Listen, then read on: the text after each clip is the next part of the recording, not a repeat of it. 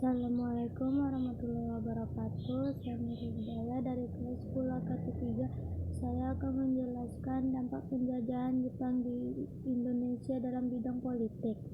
Setelah mengambil alih Indonesia dari tangan Belanda, Jepang langsung menerapkan kebijakan-kebijakannya.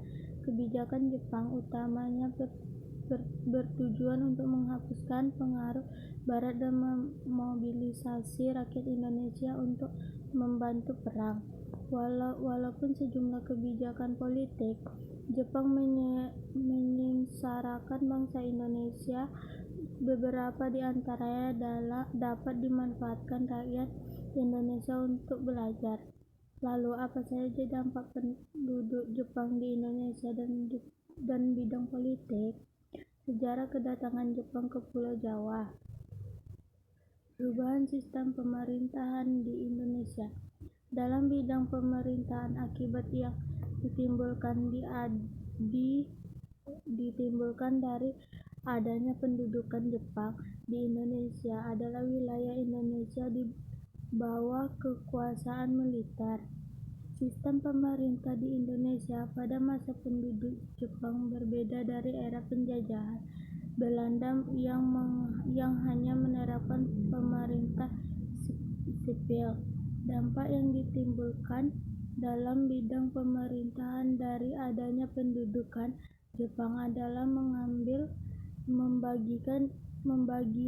pembagian Indonesia ke dalam 3 wilayah, pemerintah militer dan pembentukan pemerintah sipil sampai tingkat desa.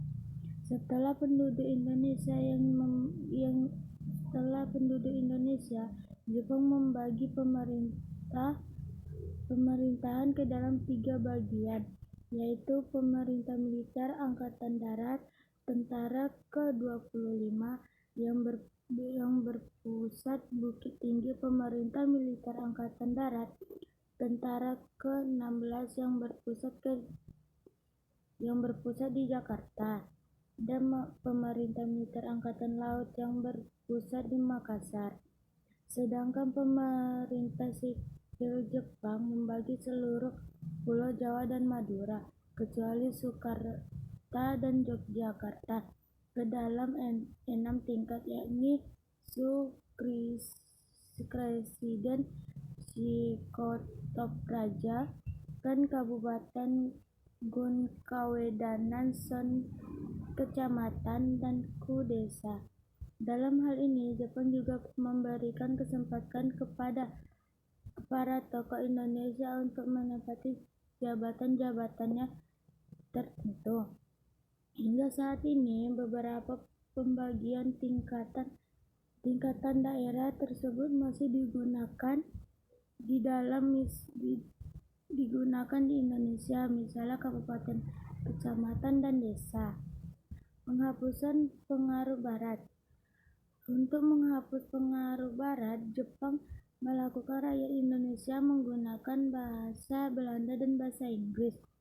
Jepang menggantikannya dengan mewajibkan rakyat untuk memperluas penggunaan bahasa Indonesia dan bahasa Jepang. Jepang juga melarang peredaran buku-buku berbahasa Belanda dan Inggris.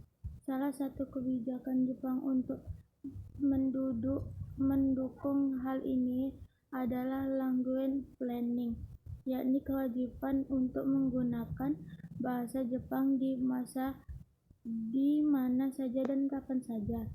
Sekian dari saya. Assalamualaikum warahmatullahi wabarakatuh.